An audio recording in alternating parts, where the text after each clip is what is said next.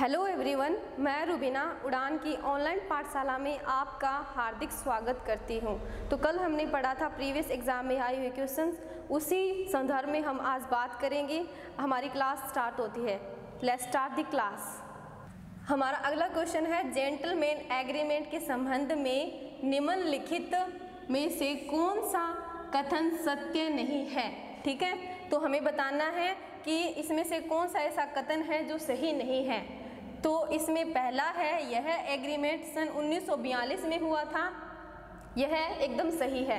दूसरा है, इसका संबंध झालावाड़ रियासत से है, ये अपना गलत हो जाएगा क्योंकि इसका संबंध झालावाड़ रियासत से नहीं था, इसका संबंध जयपुर रियासत से था। ठीक है, अगर तीसरा पढ़े हम, इस एग्रीमेंट के अनुसार रियासती सरकार भविष्य में अंग्रेजों की मदद नहीं करेगी, यह भी अपना सही है। तो इसमें से बताना है कि कौन सा गलत है, तो केवल दो। ये भी सही है कि सन 1942 में यह एग्रीमेंट हुआ था और इसका संबंध झालावाड़ रियासत से, यह गलत हो जाएगा। इसमें गलत ही बताने हैं कि कुवल्यमाला में राजस्थान की कितनी भाषाओं का उल्लेख मिलता है। इसका सही आंसर हो जाएगा 18। अगर बात करें कि कुवल्यमाला की रचनाकार कौन है, तो इसकी रचनाकार हैं उद्योतन सूरी। कुवल्यमाला के रचनाकार हैं उद्योतन सूरी। क्लियर। अगला क्वेश्चन,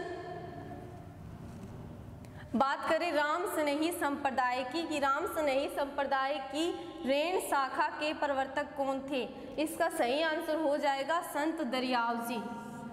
इसकी डिटेल हम अगली स्लाइड पे चर्चा करेंगे इसकी, कि राम स्नेही संप्रदाय की प्रधान पीठ कौन सी है और उसकी मुख्य पीठें कितनी है। क्लियर। तो देखते हैं राम स्नेही संप्रदाय।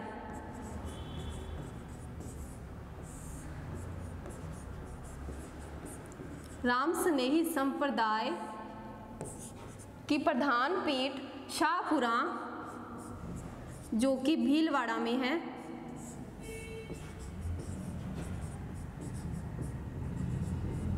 भीलवाड़ा में इसकी प्रधान पीठ है। ठीक है। अगर बात करें दूसरी पीठ की या दूसरी शाखा, रेण, जो कि है मेड़ता सिटी नागौर।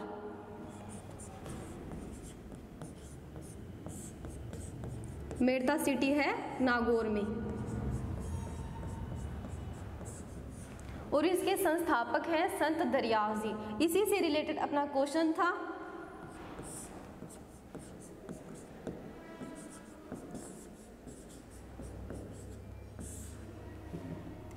और बात करें तीसरी शाखा थी खेड़ापा।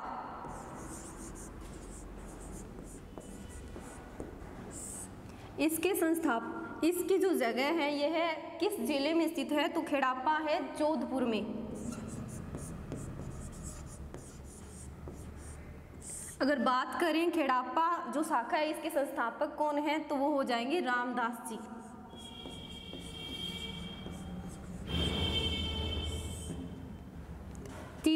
चौथी है सिंहथल। सिंहथल शाखा है राजस्थान के बीकानेर जिले में।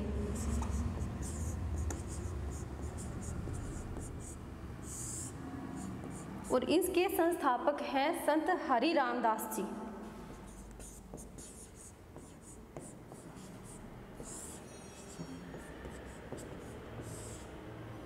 अगर बात करें राम स्नेही संप्रदाय की, तो राम स्नेही संप्रदाय के द्वारा एक महोत्सव भी मनाया जाता है जिसका नाम आता है फूल डोल महोत्सव।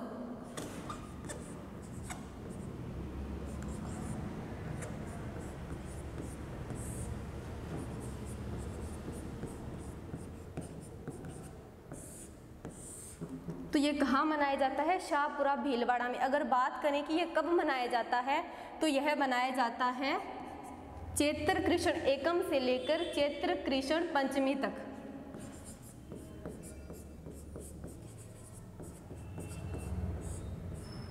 एकम से लेके चैत्र कृष्ण पंचमी तक। क्लियर। अपना अगला क्वेश्चन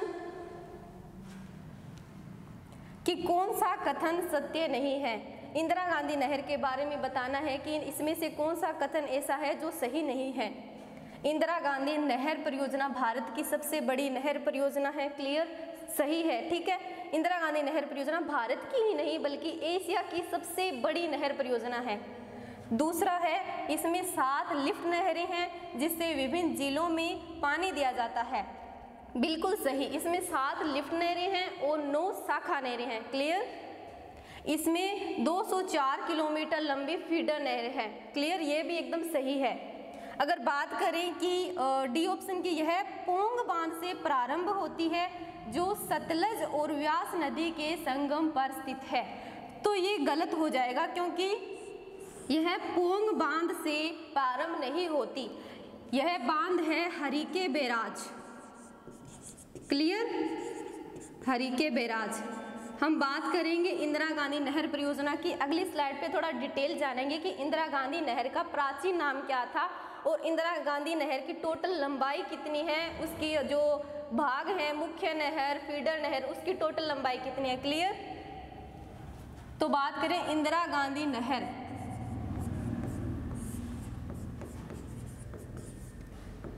सबसे पहले बात कर लेते हैं इंदिरा गांधी के बारे में कि इंदिरा गांधी कौन थी। तो इंदिरा गांधी हमारे भारत की प्रथम महिला प्रधानमंत्री थी। क्लियर, इंदिरा गांधी नहर परियोजना को पहले प्राचीन समय में राजस्थान नहर के नाम से भी जाना जाता था। राजस्थान नहर। फिर इंदिरा गांधी जी की मृत्यु हो गई थी 1984 में। फिर 2 नवंबर 1984 को राजस्थान नहर का नाम बदलकर क्या कर दिया गया, इंदिरा गांधी नहर कर दिया गया। क्लियर, अगर हम बात करें इसकी टोटल लंबाई की तो कुल लंबाई है 649 किलोमीटर और इसे 2 भागों में बांटा गया, एक मुख्य नहर है और एक फीडर नहर है। फीडर नहर का जिक्र अपने क्वेश्चन में हुआ है कि इसकी 204 किलोमीटर लंबी फीडर नहर है। क्लियर, इसे 2 भागों में बांटा गया है, फीडर नहर और मुख्य नहर।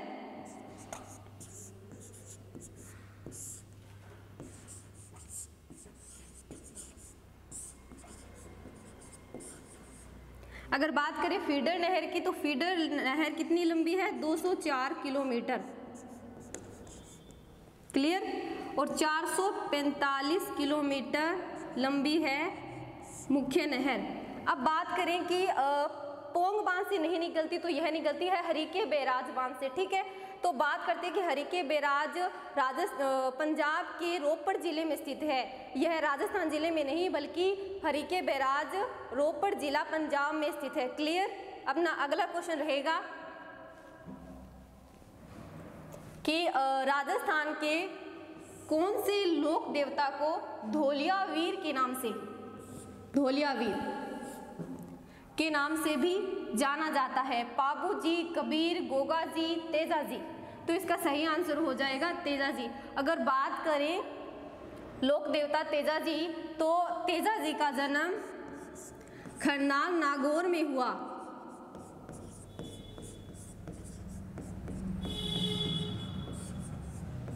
अगर बात करें इनके प्रमुख मेला, इनका प्रमुख मेला कहाँ लगता है, तो इनका प्रमुख मेला पर्वतसर नागौर में लगता है। क्लियर,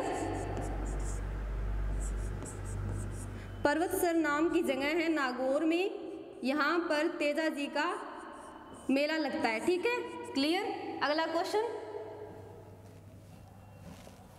अगला प्रश्न है हमारा कि स्वतंत्रता सेनानी हीरालाल शास्त्री राजस्थान के किस जिले से थे? जयपुर, बीकानेर, कोटा, उदयपुर। तो इसका सही आंसर होगा जयपुर। अब थोड़ी सी बात हम हीरालाल शास्त्री की कर लेते हैं। हीरालाल शास्त्री राजस्थान के प्रथम मनोनीत मुख्यमंत्री थे। क्लियर,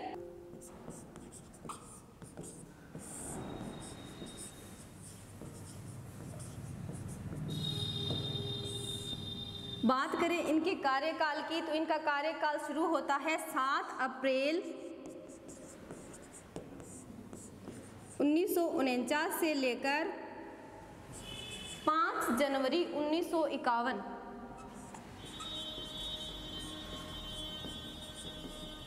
बात करें कि हीरालाल शास्त्री की पत्नी का क्या नाम था, तो इनकी पत्नी का नाम था रत्ना शास्त्री। क्लियर?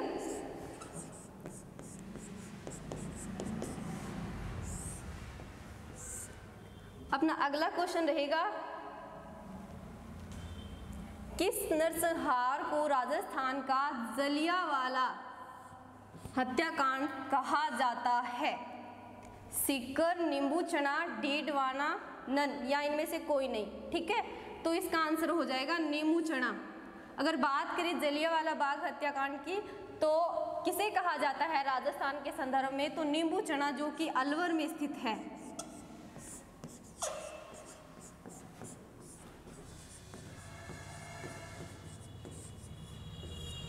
नींबू चढ़ा अलवर के नरसंहार को जलियांवाला हत्याकांड कहा जाता है। यह हुआ था 14 मई 1925। 14 मई 1925 को नींबू चढ़ा अलवर में नरसंहार हुआ था, जिसे संज्ञा दी जाती है जलियांवाला हत्याकांड की। क्लियर? अगर बात करें कि इस समय राजा कौन था अलवर का, तो राजा था जय सिंह।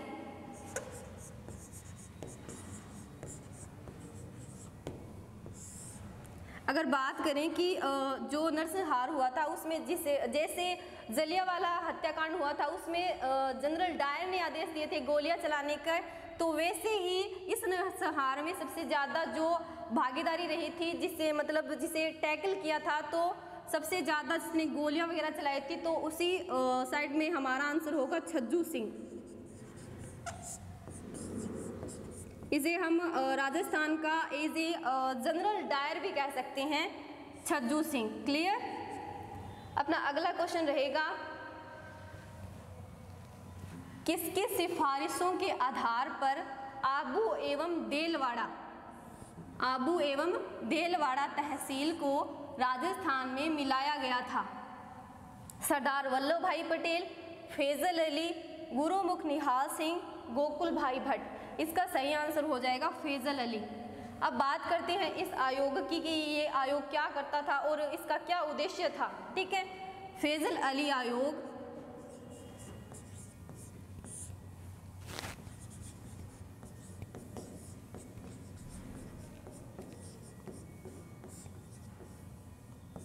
की स्थापना 22 दिसंबर 1953 में हुई थी। क्लियर? 22 दिसंबर 1953। अगर बात करें फैजल अली आयोग को, तो फैजल अली आयोग को राज्य पुनर्गठन आयोग के नाम से भी जाना जाता है। ठीक है, राज्य पुनर्गठन आयोग। अगर बात करें कि इसका मेन उद्देश्य या कार्य क्या था इस आयोग का, तो राज्यों की सीमाएं तय करना, राज्यों की सीमाएं तय करना।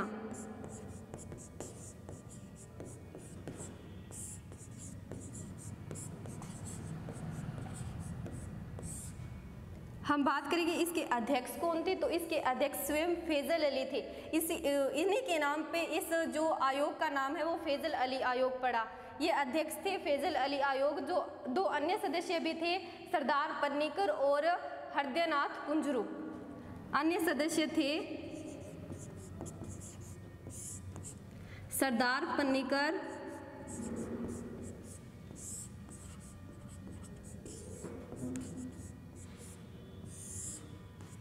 और हृदयनाथ कुंजरू।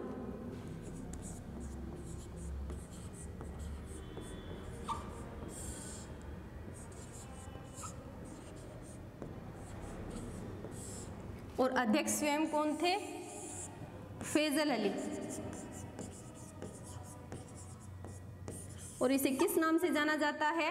राज्य पुनर्गठन आयोग। क्लियर? अगला क्वेश्चन, बात करें राजस्थान पर्यटन विभाग की कि राजस्थान का जो पर्यटन विभाग है उसकी स्थापना कब हुई थी, 1952, 54, 1958 या 1956? इसका सही आंसर होगा 1956। अगर बात करें राजस्थान के पर्यटन विभाग की कि इसका मुख्यालय कहाँ है, तो इसका मुख्यालय है जयपुर में।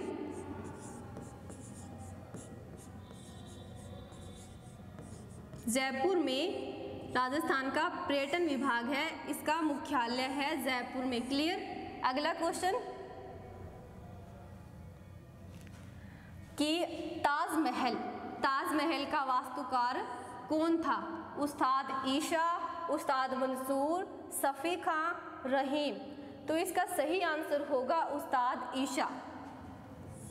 अब थोड़ी चर्चा हम ताजमहल के बारे में कर लेते हैं कि ताजमहल, सबसे पहले जानेंगे कि ताजमहल नाम की जो जगह है वह है कहाँ।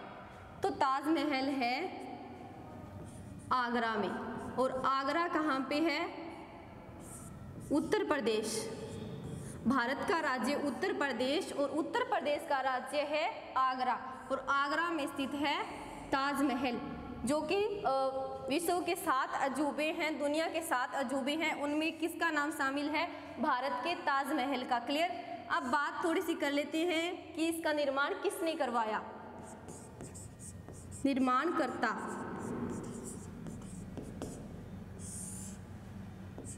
तो ताजमहल का निर्माण मुगल सम्राट शाहजहां ने करवाया।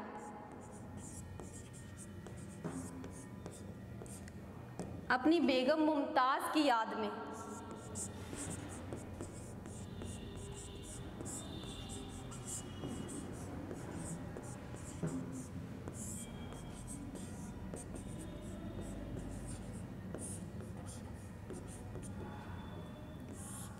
और मुगल सम्राट जो शाहजहां है वो स्थापत्य कला से काफ़ी प्रभावित थे, और इन्होंने अपने समय में काफ़ी योगदान दिया स्थापत्य कला में, इसलिए इन्हें अगर भारत के संदर्भ में देखा जाए तो इन्हें स्थापत्य कला का जनक कहा जाता है।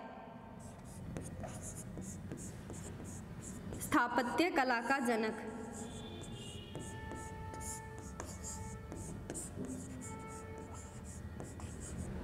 स्थापत्य कला का जनक कौन है?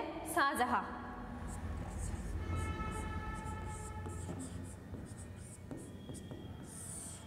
क्लियर। अगर बात करें कि ये तो हो गया भारत इंडिया लेवल पे, भारत के संदर्भ में। अगर बात करें हम राजस्थान के संदर्भ में, तो स्थापत्य कला का जनक कौन होगा? तो स्थापत्य कला का राजस्थान के संदर्भ में जनक कहा जाता है महाराणा कुंभा को। ऐसा कहा जाता है कि उन्होंने मेवाड़ में 84 दुर्गों का निर्माण, 84 दुर्ग थे टोटल मेवाड़ में, उनमें से 32 दुर्गों का निर्माण किसने करवाया? महाराणा कुंभा। और इस चीज़ का उल्लेख हमें वीर विनोद में मिलता है, जिसके रचयिता हैं कविराज श्यामल दास। महाराणा कुंभा। क्लियर। महाराणा कुंभा को क्या कहा जाता है? स्थापत्य कला का जनक कहा जाता है। और बात करें कि ताजमहल किस नदी के किनारे स्थित है, तो यह है यमुना नदी। क्लियर। ओके, आई होप कि आपको क्लास अच्छी लगी होगी। धन्यवाद।